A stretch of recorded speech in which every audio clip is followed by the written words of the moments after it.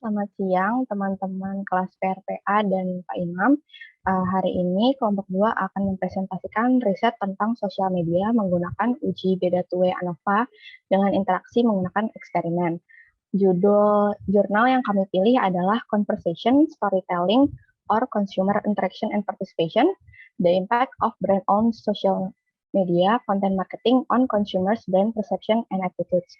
Adapun anggota dari kelompok kami adalah saya sendiri Putri Sofia Tasya dengan rekan saya Bilal Mustaqim, Abraham Andrew, Aprialdi Wahyu, dan Julia Trijaya.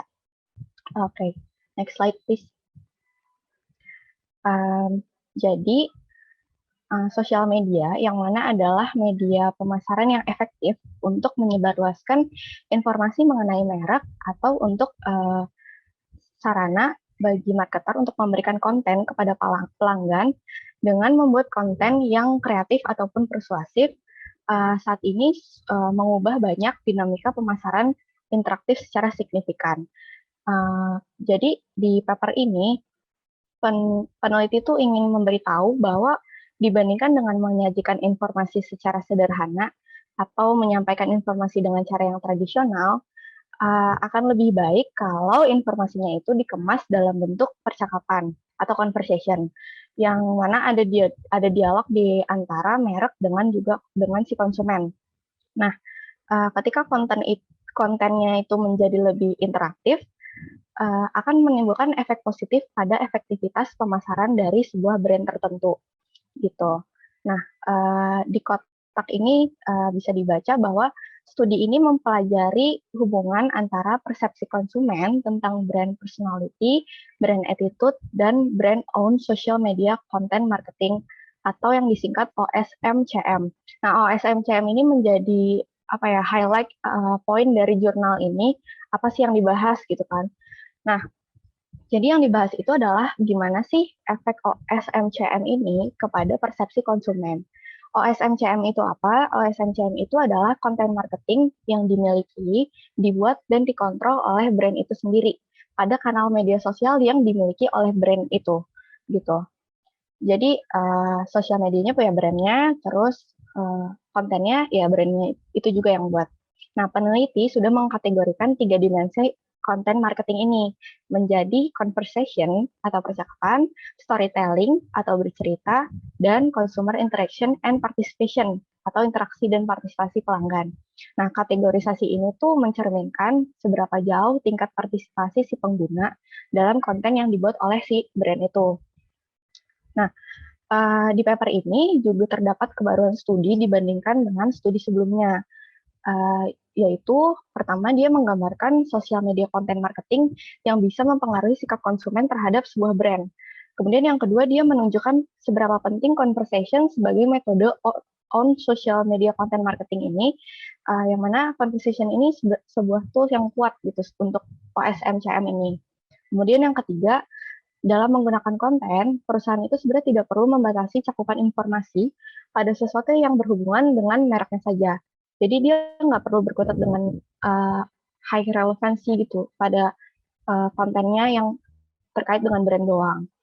Namun terlepas dari pertumbuhan pesat dan potensi penggunaan OSMCM ini, ternyata faktanya itu penggunaannya kurang diimbangi dengan pemahaman bagaimana sih membuat dan menyebarkan konten yang bisa berdampak positif pada reaksi dari konsumen. Nah, peneliti berpendapat bahwa sebenarnya tantangan main challenge dari sebagian besar perusahaan itu adalah gimana membuat marketing channel yang benar-benar relevan dan menarik bagi konsumen. Bukan cuman kayak ya udah nih kita bikin media sosial sendiri yang mewakili brand kita dan ngasih informasi terkait brand mereka ini gitu. Oke, next slide please. Nah, selanjutnya di sini adalah research question dari penelitian ini. Yang pertama adalah apakah OSMCM memiliki pengaruh positif terhadap consumers brand attitude. Kemudian yang kedua adalah apakah OSMCM memiliki pengaruh positif terhadap brand personality perception. Kemudian yang ketiga, apakah brand personality perception memediasi pengaruh OSMCM pada brand attitude? Yang keempat adalah apakah hubungan antara OSMCM dan consumers brand attitude dimoderasi secara positif oleh brand content relevance? Kemudian yang kelima, apakah hubungan antara OSMCM dan brand personality perception dimoderasi secara positif oleh brand content relevance? Nah, pertanyaan penelitian ini akan lebih mudah dipahami ketika teman-teman akan melihat di slide selanjutnya yang akan dijelaskan teman saya mengenai model penelitian ini dan hipotesis-hipotesis yang diajukan oleh peneliti. Penelitian ini sendiri terbagi atas 5 bagian. Yang pertama itu dia melakukan pre-study pertama. Di pre-study pertama, peneliti mengidentifikasi bahan percobaan. Nah, yang mana bahan percobaannya ini adalah 3 bentuk OSMCM tadi, yang conversation, storytelling, dan consumer interaction and participation. Pre-study-nya ini dilakukan dengan metode FGD kepada 10 mahasiswa pasca sarjana yang sering melihat OSMCM. Nah, di sini mereka tuh ditanya mengenai isu konten marketing dengan referensi pada sebuah brand. Isunya tuh ada 2. Isu yang pertama itu mengenai informasi yang konsumen ingin tahu melalui sosmed dari si brandnya itu. Dan yang isu kedua adalah brand-owned content yang memuat informasi tentang brand, di mana konsumen melakukan browsing untuk mencari informasi tersebut. Nah, dari hasil FGD-nya itu, ditunjukkan bahwa sebagian besar partisipan itu tertarik dengan high relevance content. Contohnya adalah informasi yang memang berkaitan dengan fitur produknya. Kemudian, sebagian besar partisipan menyukai low relevance content, dan mereka ingin melakukan browsing mengenai informasi lifestyle dan leisure tentang brand tersebut. Gitu. Kemudian bagian kedua dari penelitian tersebut adalah pre-study kedua. Di pre-study kedua ini dia memverifikasi keefektifan manipulasi materi eksperimen. Nah, materi eksperimennya masih sama yang 3 tadi. Nah, dari pre-study ini, kedua hasilnya itu adalah sebagian besar partisipan bisa mengidentifikasi tema dari konten marketing yang diilustrasikan oleh peneliti. Dan hampir semua partisipan itu bisa berhubungan dengan konten yang diilustrasikan tersebut. Nah, karena hasilnya konsisten, maka manipulasi materi eksperimen ini dianggap efektif. Kemudian yang ketiga itu ada pilot study.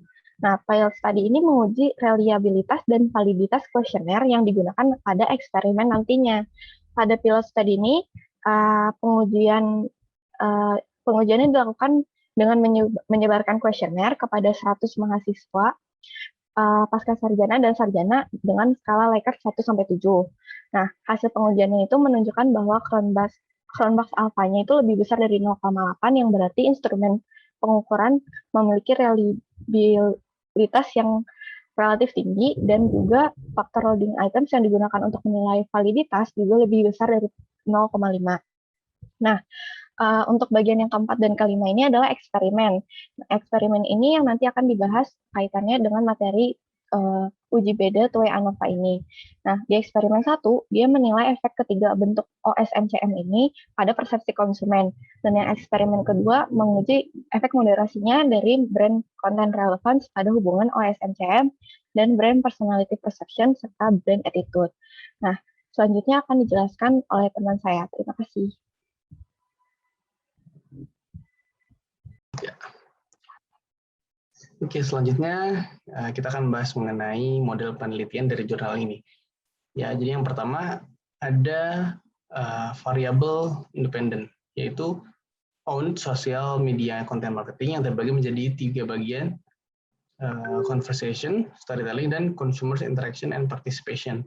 Kemudian yang kedua ada variabel moderasi, yaitu brand content relevance, dan yang ketiga ada variabel mediasi, yaitu brand personality perception. Dan yang terakhir ada variabel dependent, yaitu brand attitude. Nah, jurnal ini juga membuat 5 hipotesis, yang mana hipotesis H1, 2, dan 3 terbagi menjadi H1A, H1B, dan H1C. Begitu juga dengan H2 dan H3. Nah, H1A yaitu conversation has a more positive effect on consumers' brand attitudes than a general introduction. Dan H1B adalah storytelling has a more positive effect on consumers' brand attitudes than a general introduction. Dan H1C adalah consumer interaction has a more positive effects on consumers' brand attitudes than a general introduction. Nah ini ya H1. Kemudian H2 ini yaitu OSMCM atau contohnya conversation has a more positive effect on consumers perception of brand personality than a general introduction. Begitu juga dengan storytelling dan consumer interaction and participation. Nah untuk H3-nya itu berarti the effect yang itu the effect of OSMCM on consumers brand attitudes atau variable dependent-nya itu dimediasi oleh brand personality perception. Nah untuk H4 adalah hubungan dari OSMCM dan consumers brand attitudes itu dimoderasi secara positif oleh brand content relevance. Dan yang H5 adalah hubungan antara OSMCM dan consumers brand personality perception itu dimoderasi oleh brand content relevance yang akan membuat positif moderasi efek terhadap pengaruh brand personality perception terhadap brand attitude. Next. Nah, kemudian kita akan membahas mengenai two-ways ANOVA. Jadi two-ways ANOVA ini adalah uji statistik yang digunakan untuk menganalisis perbedaan rata-rata dari dua kelompok atau lebih. Nah, ANOVA ini harus two-ways ANOVA harus memenuhi asumsi yang pertama, populasi distribusi itu harus normal. Kemudian yang kedua, sampel harus independen. Dan yang ketiga itu homoskedastis atau varians dari means semua grup harus sama. Dan yang keempat adalah tiap grup harus memiliki ukuran sampel yang sama. Di sini ada contoh case, yaitu apakah ada perbedaan rata-rata atau pengaruh antara pekerjaan dan pendidikan terhadap gaji karyawan. Jadi di sini ada dua faktor. Yang pertama adalah faktor pekerjaan atau field of employment. Di sini ada educational service, financial service, dan medical service. Dan faktor B, yaitu pendidikan atau educational level, yang terdiri dari empat level, yaitu high school, bachelor's, master, dan PhD. Nah, pada kasus ini dibuat hipotesis 0, yaitu semua rata-rata populasi adalah sama. Dan H1 itu berarti tidak semua rata-rata populasi adalah sama. Kemudian bisa kita lihat di sini setelah perhitungan ditemukan bahwa mean dari educational service itu 43,5, mean dari financial service itu adalah 54,5, dan mean dari medical service adalah 60,25 untuk faktor A-nya. Nah, untuk faktor B ditemukan bahwa high school ini memiliki mean 23, bachelor's memiliki mean 41, master's 55,33, dan PhD 91,67. Nah, di sini high school ini dijadikan variabel kontrol, yang mana yang mana dari hasil ditemukan yaitu bachelor's, master, dan PhD memiliki nilai atau mean yang lebih tinggi daripada variabel kontrolnya. Dan juga itu bisa diinterpretasikan sebagai penolakan H0 itu ditolak, berarti dan H1 itu diterima, atau tidak semua rata-rata populasi ini sama. Sehingga dapat disimpulkan bahwa dengan penolakan H0 dapat disimpulkan bahwa education level atau pendidikan itu memiliki pengaruh terhadap gaji karyawan. Sekian, terima kasih. Dilanjutkan oleh teman saya. Perkenalkan, nama saya Abraham Hendru dan sekarang saya akan menjelaskan mengenai parametrik. Jadi parametrik adalah uji statistik yang paling kuat dibanding yang lain dalam hal penolakan terhadap H0 jika H0 salah. Dalam penggunaan pengujian statistik parametrik, perlu dipenuhi beberapa unsur-unsur dari model pengujian dengan statistik parametrik. Di antaranya, yang pertama, objek pengamatan harus saling independen. Yang kedua, objek pengamatan harus ditarik dari populasi yang berdistribusi normal. Yang ketiga, populasi-populasi di mana objek pengamatan ditarik harus memiliki varians yang sama. Yang keempat, variabel-variabel yang terlibat harus setidaknya dalam skala interval sehingga memungkinkan digunakannya penanganan secara ilmu hitung terhadap skor-skornya, yaitu menambah, membagi, menemukan rata-rata, dan seterusnya. Dan yang kelima, rata-rata populasi normal dan bervarians sama itu harus juga merupakan kombinasi linier dari efek-efek yang ditimbulkan. Artinya efek-efek itu harus bersifat penjumlahan atau khusus dalam analisis varians atau uji F. Nah, berikutnya saya akan menjelaskan mengenai eksperimen 1. Nah, untuk objektif dan partisipannya sendiri bertujuan untuk menguji efek moderasi brand content relevance terhadap OSM-CM dan brand personality perception serta brand attitude. Nah, untuk partisipannya sendiri ada 276 turis. Namun setelah dihitung ulang yang efektif hanya 242. Nah, untuk usia dari partisipannya sendiri dari 18 sampai sekitar 35 tahun.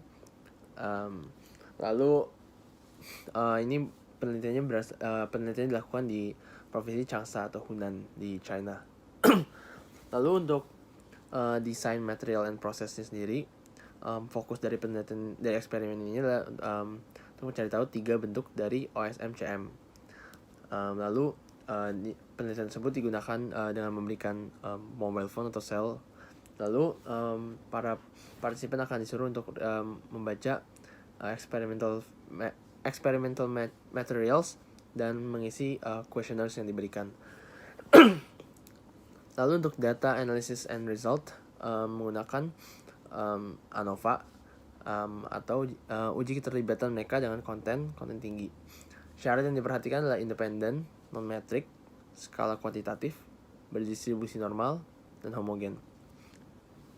Lalu kesimpulannya adalah untuk memanipulasi pada content materials, content relevance, dan customer involvement, hasilnya valid.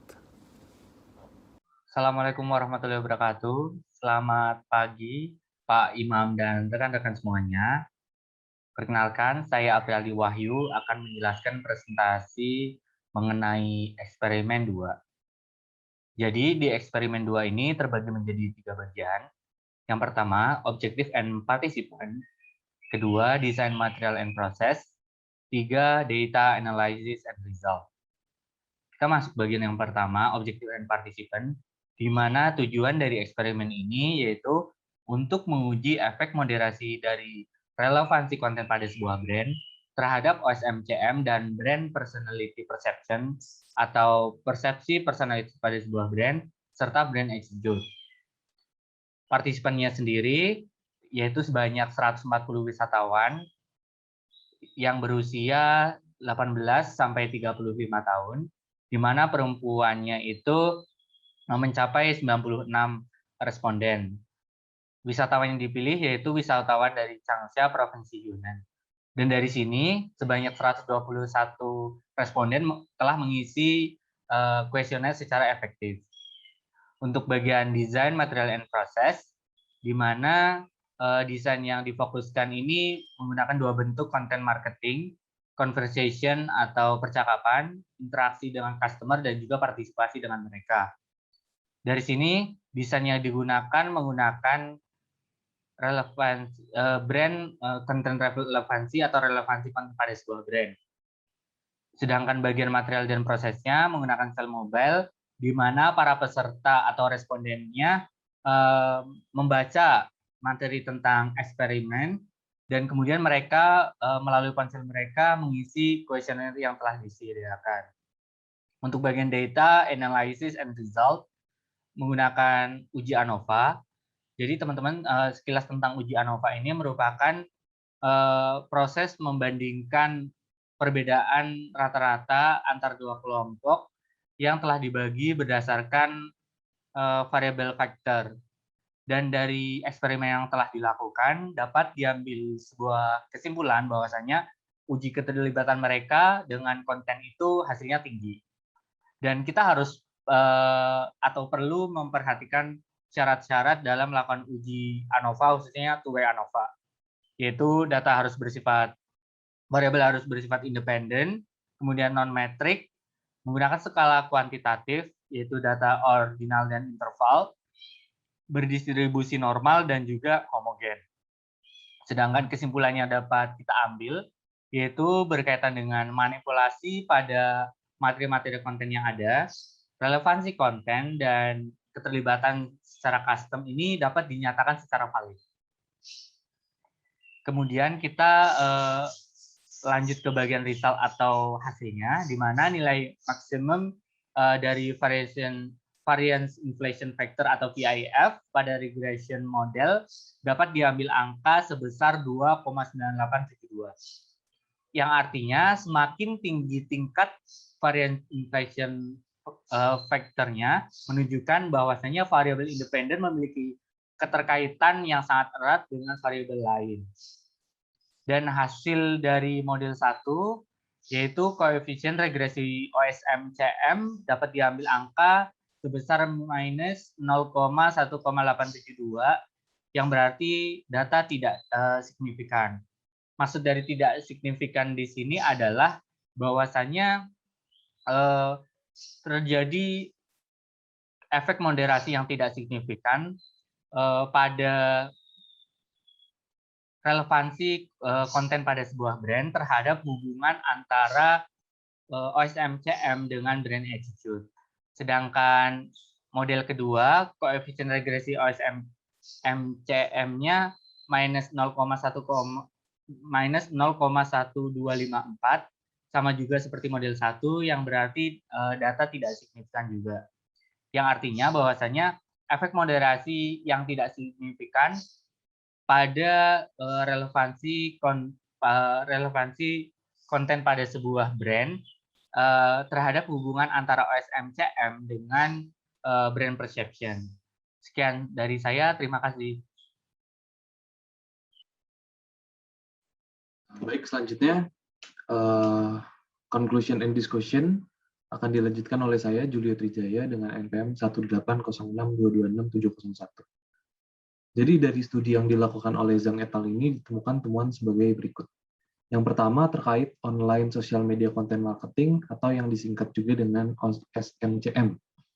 Nah, OSMCM ini memberikan efek positif signifikan terhadap consumer brand personality perception dan juga brand attitudes. Di dalamnya, conversation dan storytelling memiliki dampak yang lebih besar daripada consumer interaction dan participation. Temuan ini juga mengindikasikan bahwa bentuk konten di sosial media merupakan faktor yang penting yang mempengaruhi perilaku konsumen. Konsumen biasanya memiliki involvement yang tinggi pada conversation dan storytelling yang secara intuitif menjelaskan brand. Oleh karena itu, kognisi konsumen dalam memproses informasi dan interaksi parasosial bisa jadi bersifat lebih dalam dan lebih direct, yang menghasilkan efek yang kuat pada persepsi brand dan sikapnya terhadap brand. Nah, interaksi konsumen dan partisipasi ditemukan juga sebagai bentuk deskripsi yang tidak langsung terhadap brand. Dan juga cara konsumen mempersepsikan brand personality dapat menyerupai cara di mana seorang individu mempersepsikan orang lain berdasarkan deskripsi orang ketiga. Nah, sehingga conversation dan storytelling mungkin bisa menjadi cara yang lebih baik dalam menyalurkan brand personality di mana interaksi konsumen dan partisipasi berfungsi untuk menjaga kontak dan loyalitas konsumen. Yang kedua, consumer perception tentang brand personality memiliki efek mediasi terhadap pengaruh OSMCM pada consumers brand attitudes. Jadi ketika konten marketing dipresentasikan di sosial media brand, ditunjukkan peningkatan interaktivitas yang dipersepsikan dan memberi sinyal keterbukaan pada komunikasi. Hal ini memicu perasaan konsumen pada hubungan interpersonal yang real dan pada akhirnya membentuk brand anthropomorphism dan mengkombinasikannya dengan karakteristik brand seperti yang dijelaskan oleh konten atau dijelaskan pada konten. Nah, hal ini pada akhirnya membentuk persepsi brand personality konsumen sehingga pemasar dapat memperkuat sikap konsumen terhadap suatu brand dengan meningkatkan persepsi mereka terkait brand personality melalui sosial media yang dimiliki oleh brand. Nah, terakhir di temuannya ditemukan bahwa hasil yang di mana hasil akhirnya menunjukkan efek moderasi konten relevance, efek moderasi pada konten relevance pada hubungan antara konten marketing dan consumers brand attitudes itu bersifat insignifikan. Jadi pada lingkungan brand yang diteliti, informasi konten marketing yang berkualitas tinggi, bernilai dan ditargetkan pada konsumen tertentu dapat membantu pembentukan sikap intuitif konsumen, bahkan sebelum mereka memproses dan menganalisa informasi yang dimiliki oleh brand. Jadi sebelum mereka tahu brandnya itu, mereka sudah bisa membentuk sikap tertentu dari konten marketing ini. Nah, hal ini dikarenakan konten yang diberikan sejalan dengan preferensi yang dimiliki oleh konsumen. Ketika brand berlaku sebagai pemimpin pemikiran atau thought leader dan memberikan konten interaktif yang berkualitas tinggi, strategi marketing dapat meningkatkan preferensi konsumen terhadap konten dari sebuah brand. Sehingga terlepas dari bentuk OSMCM yang dilakukan, baik itu bentuknya teks, video, ataupun gambar, pengaruh dari relevansi konten itu bersifat insignifikan terhadap sikap konsumen terhadap brand atau pada brand. Nah, selanjutnya terkait research limitation dan future research. Jadi peneliti ini, Zhang dan timnya, menemukan research limitation dan future research dari penelitian.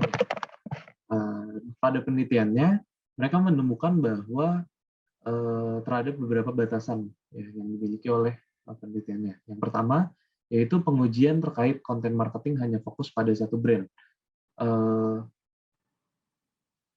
Sehingga hal ini dapat menghasilkan hasil yang berbeda ketika diteliti pada brand-brand yang lain. Nah, kemudian yang kedua yaitu material eksperimental yang digunakan untuk merepresentasikan konten marketing hanya dipresentasikan dalam bentuk teks, sehingga dapat menimbulkan bias juga di mana dapat menunjukkan hasil yang berbeda ketika representasi konten marketingnya itu berbentuk gambar ataupun video.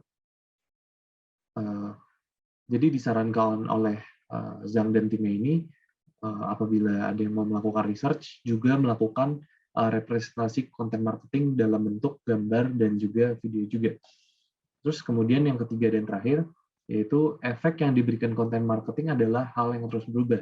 Jadi konten marketing itu dari tahun ke tahun itu selalu berubah, baik bentuknya, baik caranya, dan baik trennya, dan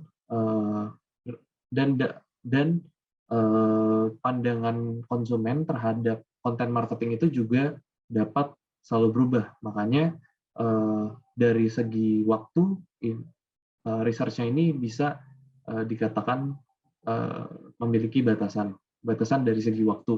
Jadi bisa dibilang penelitian ini mungkin saja tidak relevan untuk waktu yang akan datang.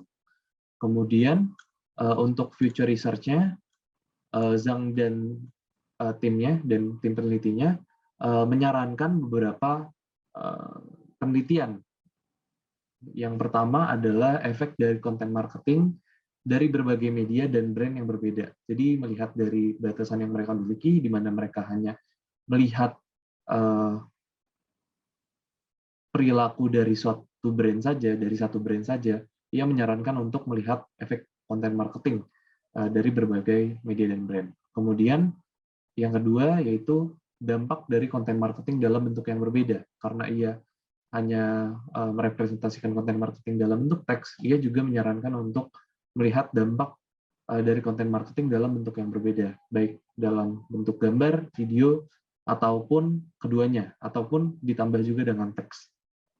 Kemudian yang ketiga, yaitu studi longitudinal tentang dampak konten marketing terhadap psikis atau psikologi dan perilaku konsumen secara jangka panjang.